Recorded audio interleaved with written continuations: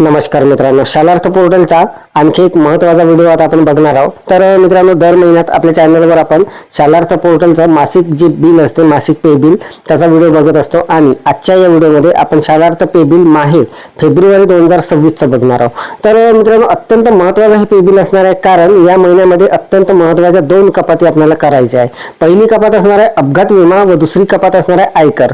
तर मित्रांनो, आपल्याला वर्षभराचा जो आयकर आहे त्याची जे काही आपल्याला आयकर बसलेला असेल तो आपल्याला या महिन्यामध्ये कपात करायचा आहे। आणि दुसरी महत्त्वाची कपात म्हणजे अपघात विमा। तर या महिन्यामध्ये मित्रांनो आपल्याला अपघात विमा सुद्धा कपात करायचा आहे। तर त्याची टॅब आपण कशी लावायची, तो अपघात विमा कपात कसा करायचा, आयकर कसा कपात करायचा आणि आपलं बिल अगदी सहजपणे जनरेट कसं करायचं याची संपूर्ण सविस्तर माहिती मी आपल्याला या व्हिडिओमध्ये देणार आहे। तर नमस्कार, मी राज मेश्राम, मराठीशाळा.com या यूट्यूब चॅनलवर पुन्हा एकदा आपलं सहर्ष स्वागत आहे। मित्रांनो, शालार्थ पोर्टलचा अत्यंत महत्त्वाचा व्हिडिओ आता आपण बघणार आहोत। शालार्थ पे बिल माहे फेब्रुवारी 2026 अतिशय महत्त्वाच्या दोन कपाती असणार आहे, अपघात विमा व आयकर कपात। अत्यंत महत्त्वाचा व्हिडिओ होणार आहे, त्यामुळे व्हिडिओला स्किप न करता पूर्ण बघा। चॅनलवर जर नवीन असाल तर चॅनलला सबस्क्राईब करायला विसरू नका आणि व्हिडिओ जर आवडला तर व्हिडिओला लाईक व शेअर करा। चला तर मग सुरू करूया।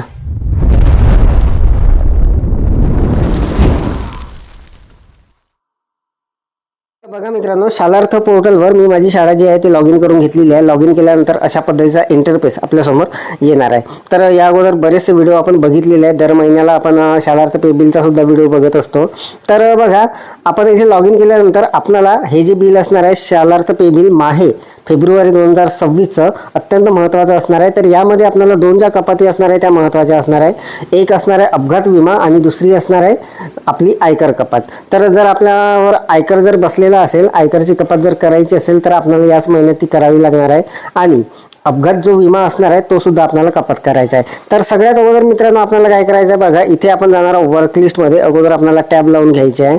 तर वर्क लिस्टमध्ये गेल्यानंतर पेरोलमध्ये आपण जाणार। पेरोलमध्ये गेल्यानंतर आपण जाणार employee eligibility for allowances and deduction या टॅबमध्ये। या टॅबमध्ये गेल्यानंतर आपल्या शाळेतील शिक्षकांची नावे अशा पद्धतीने आपल्यासमोर येणार आहे।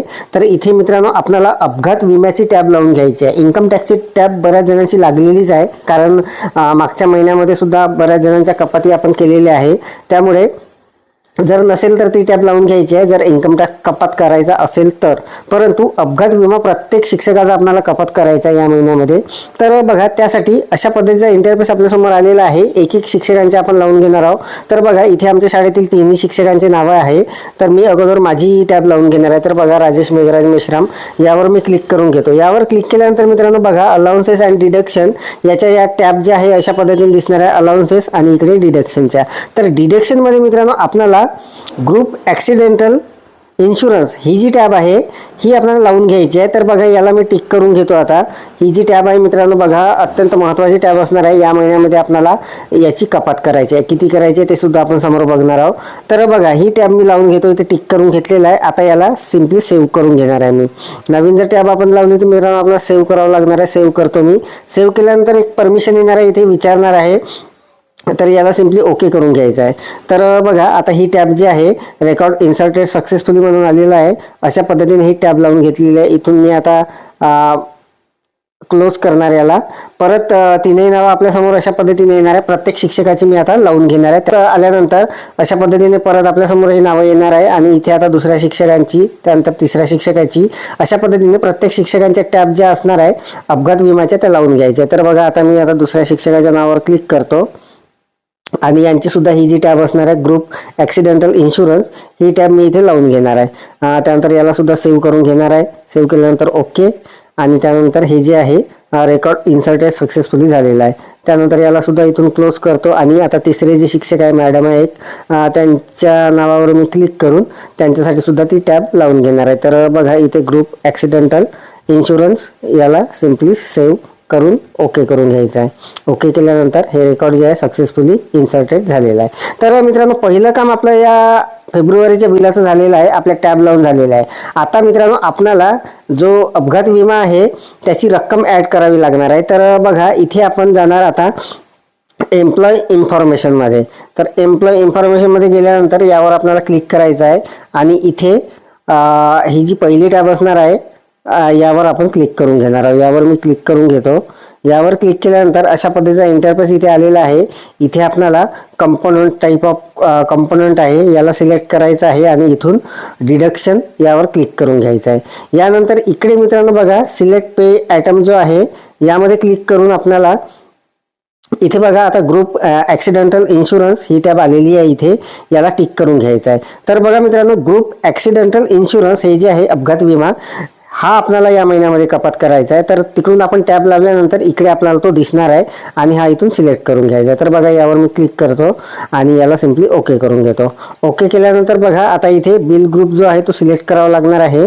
तर याला मी क्लिक करून आपला बिल ग्रुप जो असणार आहे शाळेचा त्याला टिक करून घ्यायचा आहे. अशा पद्धतीने मित्रांनो अपघात विम्याची जी रक्कम आहे ते आपल्यासमोर येणार आहे, कारण आपण मागच्या वर्षी सुद्धा ही कपात केलेली आहे.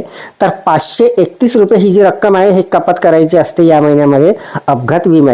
तर इथे रक्कम टाकण्याची काहीच गरज नाही मित्रांनो, फक्त टॅब लावल्यानंतर आपल्यासमोर ही रक्कम अशा पद्धतीने दिसणार आहे. आपल्याला सिम्पली एकदा चेक करून घ्यायची आहे. तर बघा 531 प्रमाणे प्रत्येक शिक्षकांच्या समोर 531 रुपये प्रमाणे ही अपघात विम्याची रक्कम आहे. याला सिम्पली आपण सेव्ह करून घेणार आहोत. तर बघा कन्फर्मेशन आलेलं आहे, याला सिम्पली ओके करणार. रेकॉर्ड अपडेट सक्सेसफुली झालेला आहे. तर मित्रांनो बघा आता आपल्यासमोर जे अपघात विमा आहे त्याची आपण टॅब लावून घेतली आणि त्याची रक्कम सुद्धा आपण इथे अपडेट करून घेतली. याला मी क्लोज करून घेतो. चेंजेस होते ते करून झालेले आहे. जर आपल्याला इन्कम टॅक्स ची रक्कम जर कपात करायची असेल तर ती सुद्धा मॅन्युअली टाका लागणार आहे. तर बघा मला इथे कुणाचीच टाकायची नव्हती त्यामुळे मी तिथे टाकली नाही. तर बघा टाकण्यासाठी एम्प्लॉय इन्फॉर्मेशन आपण मध्ये जाणार. त्यानंतर ही जी पहिली टॅब आहे यावर आपण क्लिक करणार. परत तोच पाहत असणार आहे मित्रांनो. बघा टाईप ऑफ कंपोनंट यामध्ये डिडक्शन आणि इकडे सिलेक्ट पे आयटम मध्ये इन्कम टॅक्स घ्यायचा आहे आणि यावर क्लिक करून घ्यायचा आहे. यावर क्लिक केल्यानंतर बघा इथे बिल ग्रुप सिलेक्ट करायचा आहे. इथे शाळेचा बिल ग्रुप सिलेक्ट करायचा आहे आणि इन्कम टॅक्सची रक्कम जे काही असणार आहे ती आपल्याला इथून दिसणार आहे.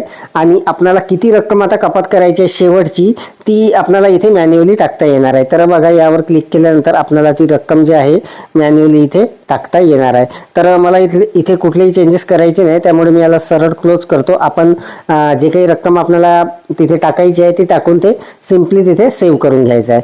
तर आता आपल्या इथचे दोन्ही कामं झालेले आहे मित्रांनो. फेब्रुवारी 2026चं बिल बनवताना आपल्याला अगदी काळजीपूर्वक अपघात विम्याची जे रक्कम असणार आहे ते कपात करून घ्यायची आहे आणि इन्कम टॅक्स जर आपल्याकडे बसलेला असेल कोणाला तर त्याची सुद्धा रक्कम कपात करायची आहे. त्यानंतर आता आपलं जे बिल आहे ते आपल्याला जनरेट करता येणार आहे. तर बघा आता बिल कसं जनरेट करायचं हे आपल्याला माहितीच आहे. थोडक्यामध्ये आपण बघून घेऊ.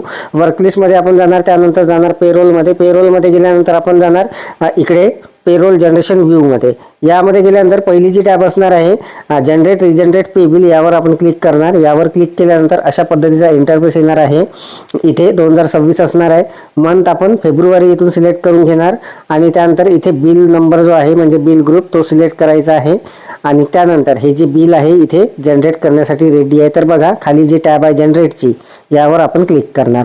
यावर क्लिक केल्याबरोबर आता आपलं हे जे बिल आहे हे अगदी सहजपणे अगदी काही सेकंदामध्ये हे जनरेट होणार आहे. तर बघा शालार्थाकडून आपल्याला मेसेज येणार आहे change statement and pay bill generated successfully. याला सिम्पली ओके करणार आपण आणि आपलं जे बिल आहे ते जनरेट झालेलं आहे. तर बिल जनरेट झालेलं आहे. याला आपल्याला फॉरवर्ड करायचं असते. कसं करायचं हे आपल्याला माहीत आहे. फॉरवर्ड करण्यापूर्वी रिपोर्टमधून आपल्याला संपूर्ण ते बिल जे आहे ते चेक करून घ्यायचं आहे. तर बघा मी रिपोर्टमध्ये जातो.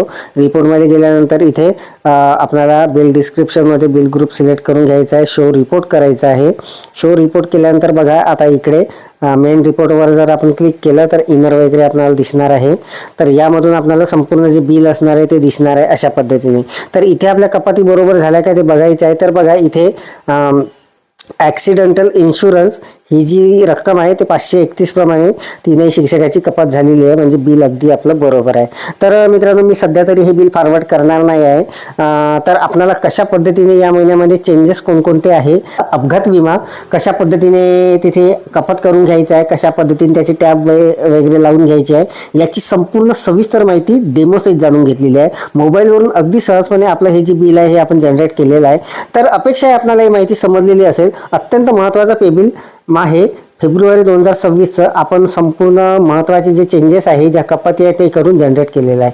तर अत्यंत महत्त्वाची अपडेट, महत्त्वाची माहिती आपण जाणून घेतली. अपेक्षा आहे आपल्याला ही माहिती समजलेली असेल, व्हिडिओ आवडलेला असेल. व्हिडिओ जर आवडलेला असेल तर व्हिडिओला लाईक करा, शेअर करा आणि माझ्या मराठीशाळा.com या यूट्यूब चॅनलवर जर नवीन असाल तर चॅनलला सबस्क्राईब करायला विसरू नका. पुन्हा भेटू असं एका नवीन माहितीसह, नवीन अपडेट्ससह.